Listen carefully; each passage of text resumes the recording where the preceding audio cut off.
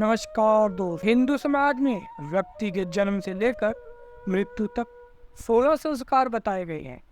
इनमें सबसे आखिरी संस्कार मृत्यु के बाद किया जाने वाला अंतिम संस्कार है। इसकी गरुड़ पुराण में एक पूरी विधि बताई गई है। इस विधि में मृतक के दाह संस्कार के बाद उसकी अस्थियों को गंगा में प्रवाहित करने का विधान भी है।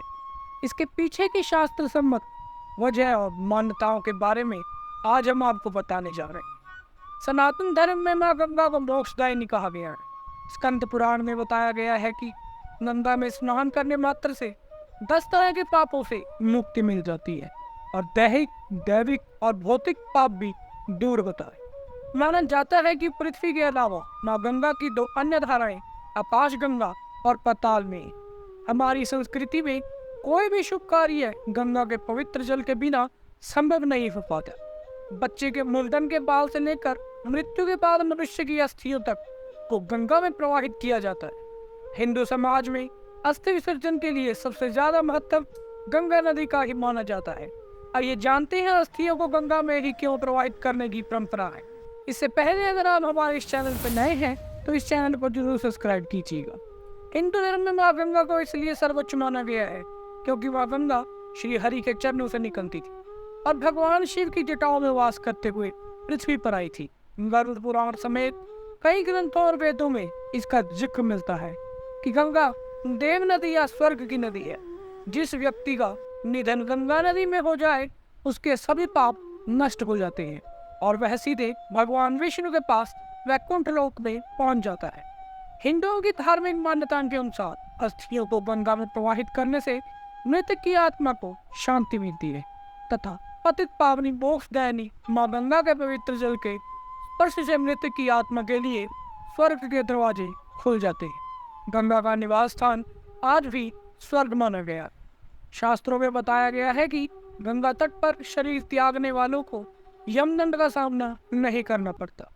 शंख स्मृति एवं कर्म पुराण में भी अस्थियों को गंगा में विसर्जन करने शुभ माना गया। मान्यता है कि माँ गंगा के अस्थियां डालने से इंसान के सभी पाप नष्ट हो जाते हैं और इससे जुड़ी आत्मा को नया मार्ग मिलता है। हरिद्वार, प्रयाग आदि जगहों के गंगा तट पर विधि विधान से अस्थियों का विसर्जन किया जाता है। एक दिन माँ गंगा भगवान नारायण से मिलने के लिए वैकुंठ धाम गई थी। तब उन्होंने श्री हरि से पूछा कि हे प्रभु, मेरे जल से स्नान करने पर सभी के पाप नष्ट हो जाते हैं, लेकिन मैं इतने पापों का बोझ कैसे उठाऊंगी।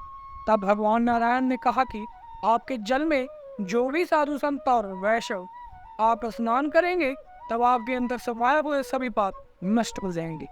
आप हमेशा के लिए पतित पावनी बनी रहेंगी। पृथ्वी पर जो भी नदी में डुबकी लगाएगा उसको मोक्ष की प्राप्ति होगी। वैज्ञानिक परीक्षणों से यह निष्कर्ष मिलता है कि अस्थियों में कैल्शियम और फास्फोरस अधिकतम मात्रा में पाया जाता है, जो खाद्य रूप में भूमि को उपजाऊ बनाने में सहायक है। साथ ही यह जलीय जीवों के लिए पौष्टिक आहार है। गंगा हमारे देश की सबसे बड़ी नदी है।